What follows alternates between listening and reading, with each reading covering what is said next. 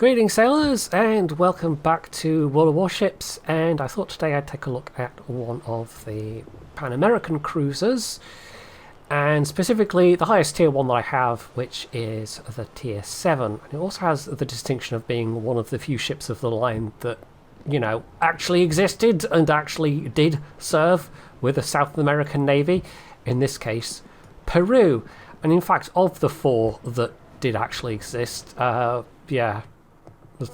there's tier 1, tier 2, then you've got tier 5, and then tier 7. So most of the line is pretty fictional, and there was some controversy over the ones that they picked as well, that they basically didn't make much sense in terms of what ifs and could have beens, or even in the context of being what ifs and could have beens. This, however, this is a Crown Colony class that ended up in the Peruvian Navy, and it was serving, it says here, until the early 1980s, so some of these lasted a fair old while. I think probably the ones that lasted longest in South American service, it's actually one we have on the Dutch tree, the De Zeven Provinciën, which was that also Peru they ended up with? There was like 2 of those that ended up in Peru. Anyway, so we could have had one of those, but maybe because it was in the game already as a premium. But I don't know. They could have done that as a tier 8 tech tree, and instead we had the whatever the heck it was, the I've forgotten already, the Allende, which is it's an American one, isn't it? Yeah, Brooklyn class. So no, Worcester class? I don't know. If it's a Worcester class at tier 8, it must be a considerably down-tuned one. I haven't paid that much attention. These are all based on the Worcester class, I think. Yeah, so, I mean, wow, they really stretched the Worcester class out then to get tiers 8, 9 and 10. You can tell I haven't paid all that much attention to this. Like, it's a line I like cruisers. They're not my favourite class of ships in the game by any stretch. But this one seems okay. So what you do have is hydro or defensive. That's fairly usual. You've got the specialised repair, which is quite nice. Of course, you have the combat instructions to decrease the consumable time, which is a bit stiff if you don't have the benefit of that. The damage control party, at least, is not that affected, but those 2 are like, what, 3 minutes? Something like that. But, you know, you have the option of getting it down, at least. It does also have torpedoes, which is also nice. They've got decent range. They're okay in terms of damage.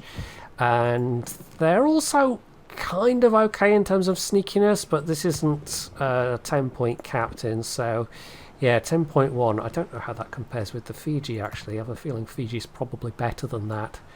At tier 8, they change a bit again, and that's when you get the radar. But you don't have that yet at tier 7.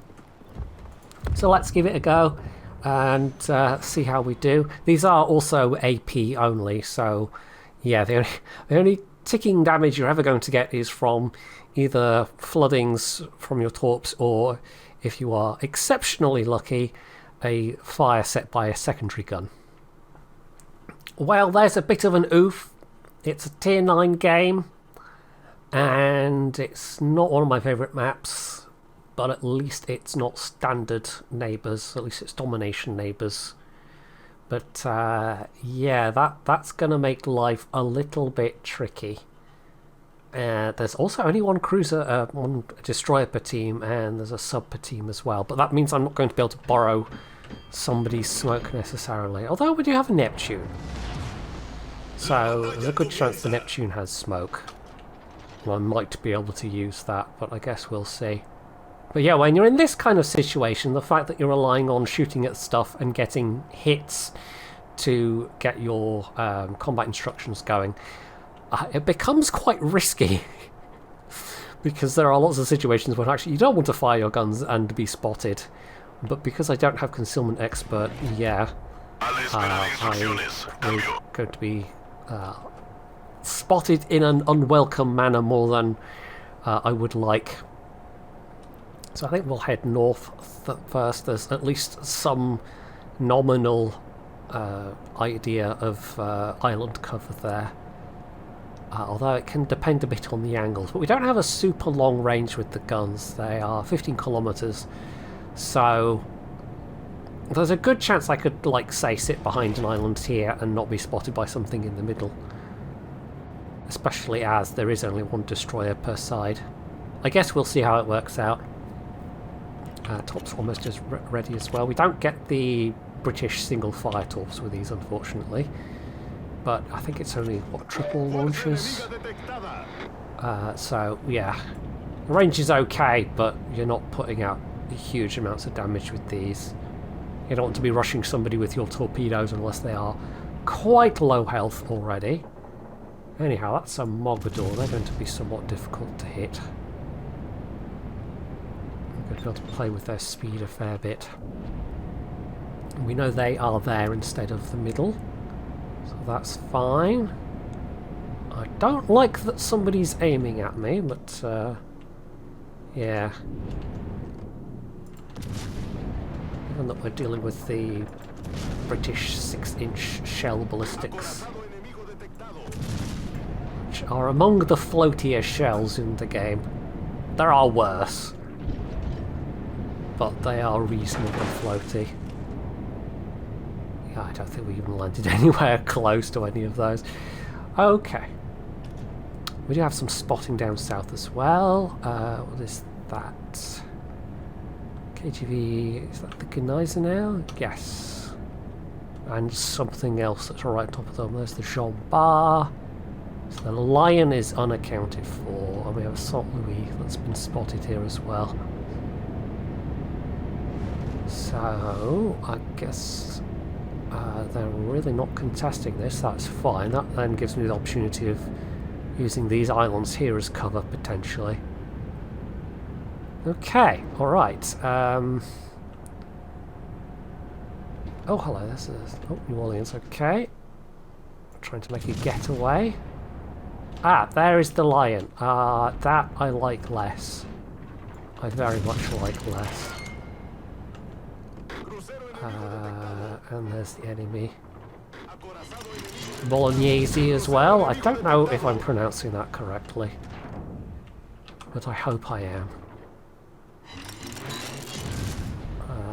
Okay, it's just these cruisers looking at me.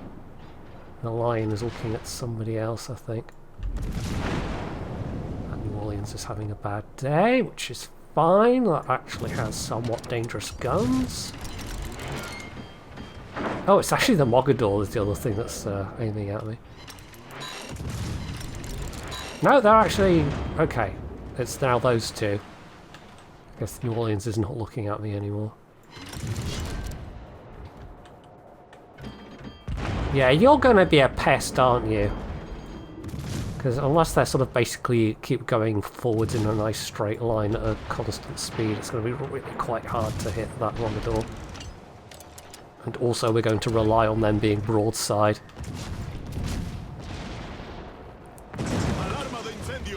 Or at least we have a good heal. Yeah, that's...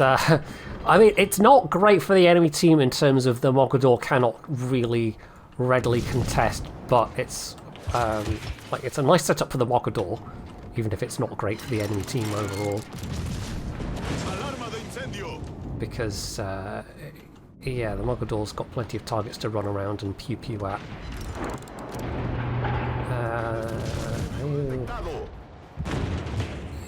You're being a bit nasty to me. I don't like it. Saint Louis, I don't like it at all. Let's also not run aground. Right, am I better off firing at the Lion just so I can actually... Oh, thank you, Neptune, that's a very welcome smoke. I think I'm better off at firing at the Lion just so I can build up my combat instructions, because they do degrade very quickly. I've basically got to be fairly constantly pew-pewing to get them to fill up. And we definitely want our heal back sooner rather than later. We're not on a lot of hit points at this stage. Yeah, I mean, it's a ground colony, so it doesn't have a lot of armor. It's very squishy, unsurprisingly. You really absolutely need the combat instructions to bring down that 3-minute cooldown. It's not so nice. But because we have this mode, yes, there we go. So let's trigger that right now. Once it's actually filled up, that's it. It will stay filled up until you use it, basically. It doesn't degrade from that point, but we really need that heal. So yes, we are immediately going to use it. And heal a fair bit, although it will still only take us back up to like 2/3.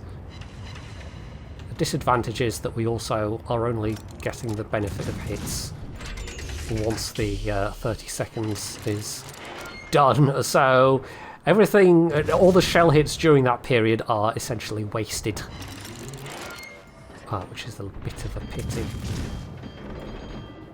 So we're getting towards 100 hits, but very little damage, as you might expect from firing at a bow-on battleship with these guns, and no high explosive.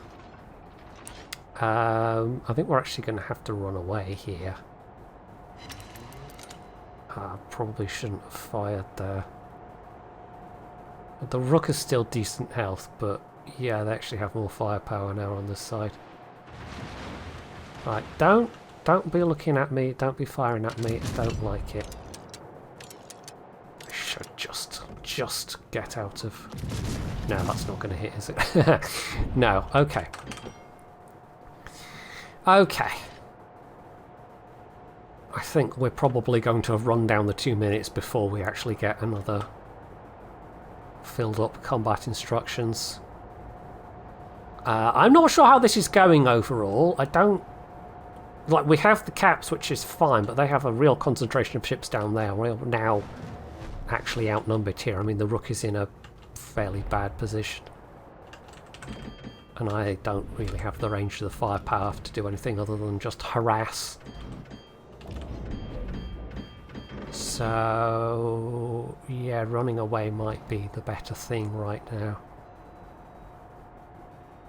Being bottom tier with limited armor, limited range, and somewhat limited damage dealing potential. Might get some more sneaky hits in on that lion. Oh, we could if we could see him.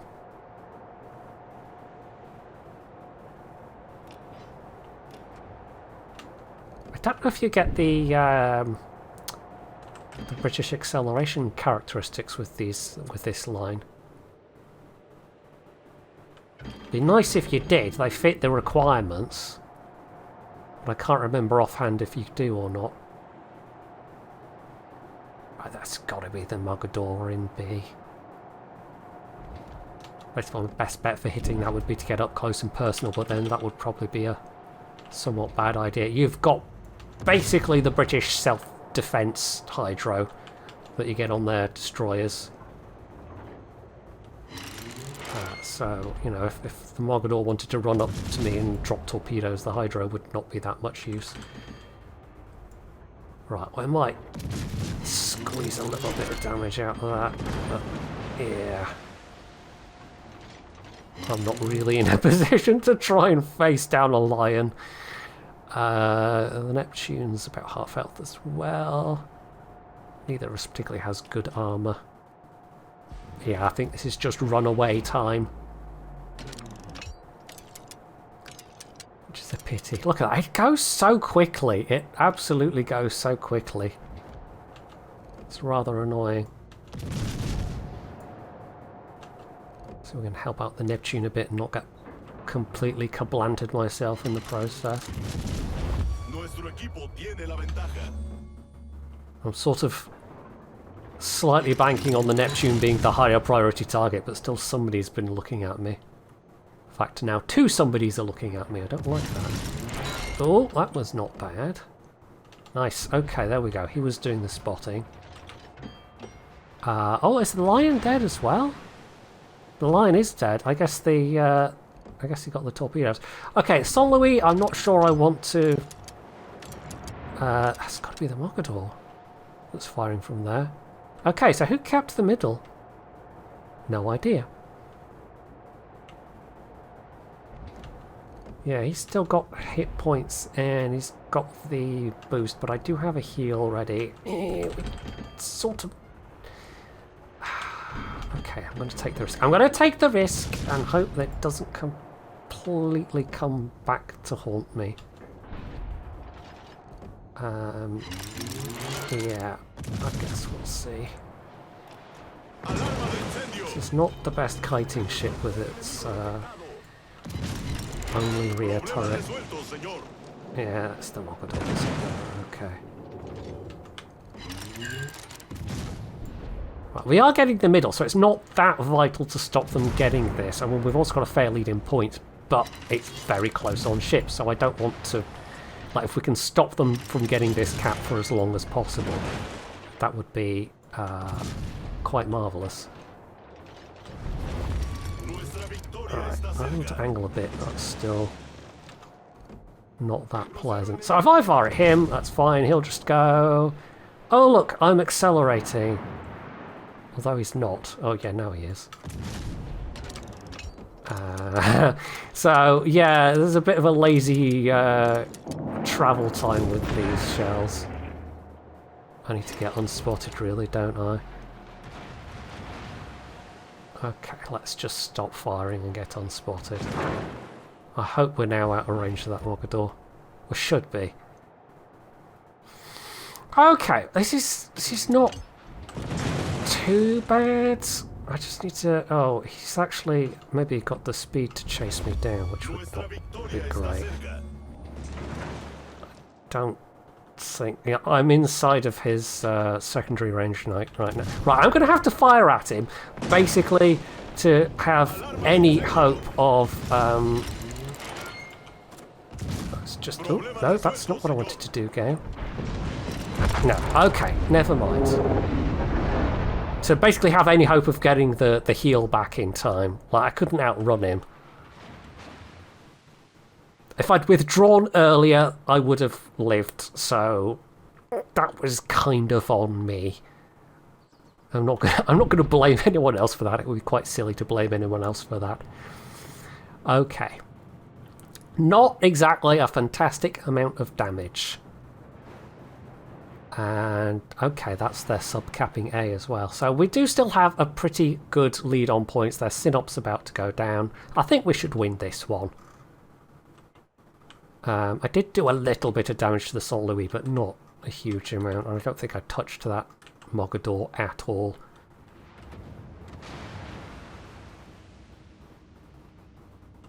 But when we've got those lazy shells, dealing with ships like the Mogador is just a pain in the arse, quite frankly. Okay, I think we'll skip ahead to the end, and if anything super exciting happens, I'll jump back in with some commentary. Okay, we're over 900 points now, but this Donskoy is not looking good. Also, it was the Fiji that was capping A, though the submarine might have been there as well, but yeah, I have no idea where their sub is. Oh, torpedoing the Colorado, I think. Yeah, there they are. Okay, they kind of need to take down this Saint Louis, because even though we're very close on points, that Donskoy is about to go down, and it's not like the Colorado's looking too healthy either. So this is going to be tight. This is going to be very tight, and you know, we still have the sub left, but the sub's not that fast. If the Mogador spots and chases down the sub, they're going to be a bit screwed. Man, this is going to be close. This is going to be very, very close. Right, there we go. Colorado, nice hit. That's important. Unfortunately, I think he's still probably just going to get burned down by the Mogador.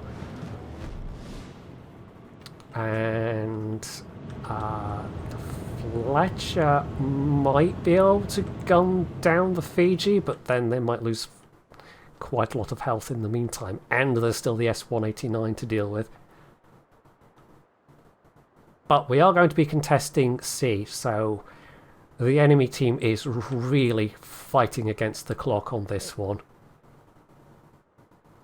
We are super close to winning this on points. Yeah, I think actually that Colorado is probably going to live long enough for us to win. Okay, so this was quite a tight game actually, and I kind of wish I hadn't died where I had. It was my own mistake that led to that, but we are going to win this one. And I think it did come down to, in the end, we had a sneaky destroyer that could cap easily, and they kind of didn't. And so we could build up that points lead. Apparently I'll give the Prince Ruprecht a compliment. They did over 2k, and I think the Fletcher played reasonably well. But I can't bring myself to give a compliment to a sub. I can't do it. I just can't. It's too filthy. It's much too filthy. I don't know why I went back to port there. I could have just clicked do another battle, but anyway, maybe I have enough XP to get us to oh no, more than just. Okay, that's fine, but we do have enough, so I can actually get, there we go. That's going to make a difference. 10.1 is not bad. 10.1 is pretty stealthy. It's definitely not the best at tier 7, but it's decent. So fingers crossed that we don't get another tier 9 game, but I'm not going to be too hopeful. At least apparently no one's playing aircraft carriers in this range right at this moment. Yeah, there we go. Top tier. Still submarines though. Yay. But at least, yeah, no carriers and top tier. So there's that going for it. Although it is a standard battle, which is never great. Especially on this map where you'll tend to get everyone going to the flanks, and then some sneaky bugger in a destroyer will think, I'll just go down through the middle, and then everyone has to rush back, kind of thing. And it sort of depends whose sneaky destroyer or submarine, I suppose now, has the thought of doing that first. Right, which side do I want to go on, I guess?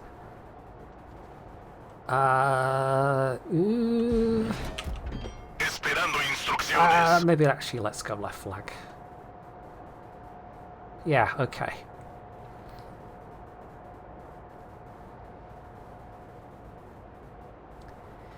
And we'll see what we see. Very few cruisers in this. Another Coronel Bolognese on the other team. Agano. Yeah, that's a bit of a pity. These guns are much better suited to doing things against cruisers. I mean, if you get a broadside battleship and that battleship happens to have a decent amount of superstructure, then that's fine. But, you know, things like the Sinop and the Leon are a bit more annoying to fight. So, yeah.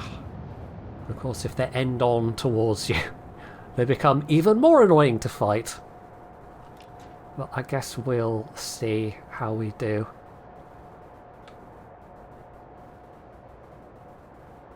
They've also got a Fujin. The Fujin is going to be annoying. If you see one of those, it's always going to have, or almost always going to have, a very good captain in it. So, yeah, plus the fact that it's the old pre-nerf Minikaze, essentially. It probably is still one of the most imbalanced mid-tier premiums. That and the what's the other one that's also basically the premium Minikaze, the older Minikaze. Can't remember offhand. So yeah, there's that, and of course Giulio Cesare. Both really not very balanced at all. Anyway, so this is Vestaros. Congo, Sinop. Oh, no, I don't want Bow on Sinop. Bow on Sinop is bad. The fact that our battleships are just, like, leaving this flank... I don't think we're going to stick around here alone. That's not wise. That made him angry. Okay, you... Either that was well not enough lead, or you just, like, accelerated a lot suddenly. You can out-pew-pew him, Nicholas, but, yeah, I guess the Westeros has got the heal. And dropping the torps was a bit of a desperation move. Okay.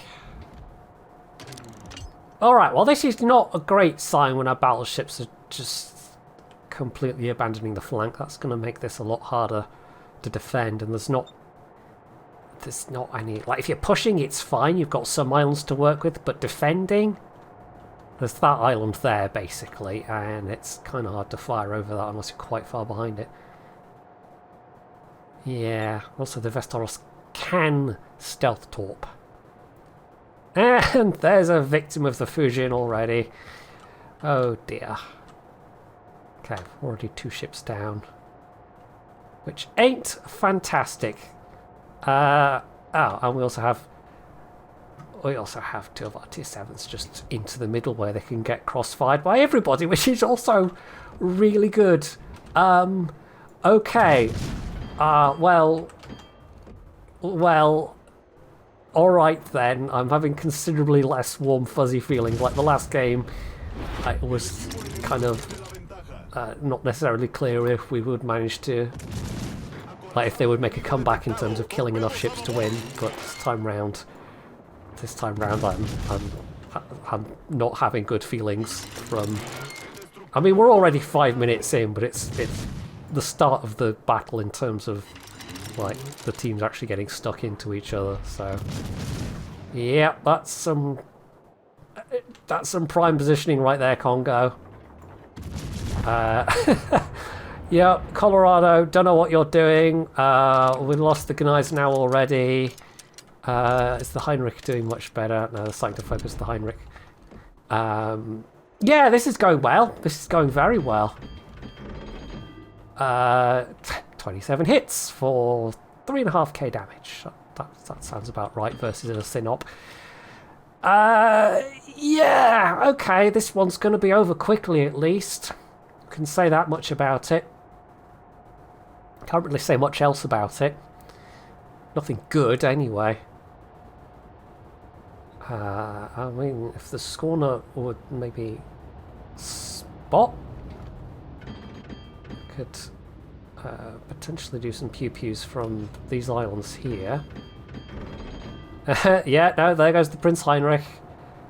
Yeah, okay, half the team's dead already. That's not so good. That's not so good. Oh, hello, Sinop. That's what I want to see at close range. I'm spotted by probably the Sims B. Yeah, this is going super well. Super duper well. Oh my. It's fine. We're gonna absolutely bring this back.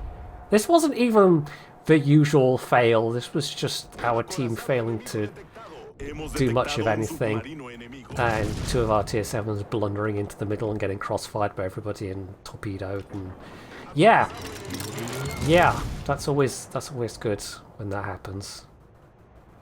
When you get a division that just decides they're going to blunder towards their doom. Oh well. See if I can survive long enough to get even one combat instruction. This is turning into a massacre. I mean, we've killed 2 ships, but yeah, this is a massacre.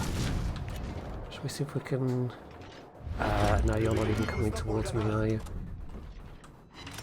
Alright, Gneiss now is... Oh, yes, I do want that ship. Gneiss now is my best bet in terms of actually hitting anything. Oh, that's an island. I'm about to run into an island. Who put that island there? Too busy blethering to notice. Yeah, okay. Hello, Synop. You've realised I'm a squishy cruiser. And you would like to take advantage of that.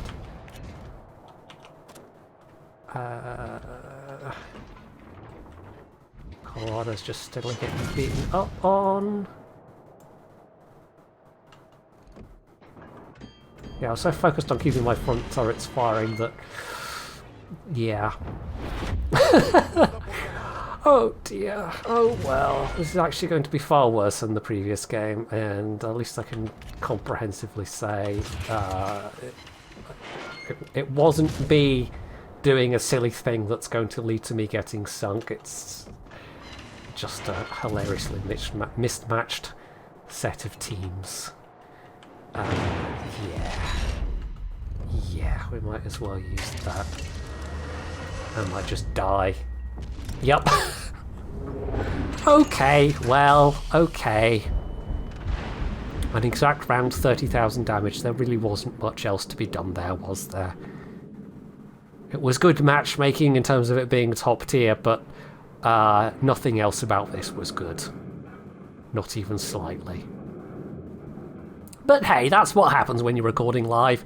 Sometimes you get the teams that can't find their asses from their elbows, and you are not in a position or in a ship that's capable of really doing anything about it, and this ship is certainly not capable of doing anything about this kind of situation. It's basically less capable than a Fiji in this kind of situation because you don't have the smoke, you don't have the portable cover. So, yeah. It's not a bad ship, but it's absolutely a kind of secondary ship. This isn't...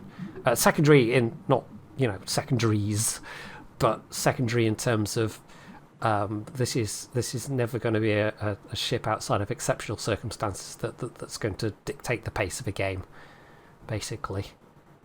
It's going to be a ship where you're going to be running away and just not doing a lot of damage a lot of the time.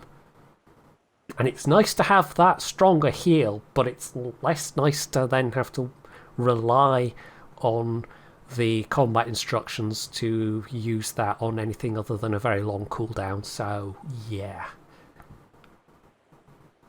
As a gimmicky line goes, I mean, I would rate it above the Dutch cruisers. Especially once you get to tier 8 and you actually have a radar to play with, but... yeah. Between its highly fictional nature and the sort of rather lackluster utility of them below tier 8. I can't say that I'll be playing this one much for fun. Let's put it that way. Unless tier 8, 9 and 10 are somehow amazing fun to play. But I guess we'll see. So there it is, a rather sad conclusion to that battle, but like I said, we were pretty damn mismatched. And surprise, surprise, the Fujin... I mean, they must have really spread out the damage across their team that only one person got over 1,000. I mean, Leon was just under 1,000, as was the Sinop, but even so, yeah, wow, we really did get a pasting, didn't we? Yeah, man, the Nicholas that died so early on was still better than... than 4 other players that died rather later. Yeah, there's not much you can do in mismatch situations like that. Like, if I was in something that had some armour to work with, if I'd been in a tier 7 battleship myself, I may have lived longer, I may have done some more damage, but ultimately it probably wouldn't have changed the outcome. Anyway, that is it, I think, for this particular recording. Hopefully you have enjoyed it. Well, certainly more than I enjoyed playing that last match. And if you have, you can do all the usual things down underneath the video. And of course, as ever, stay tuned for more.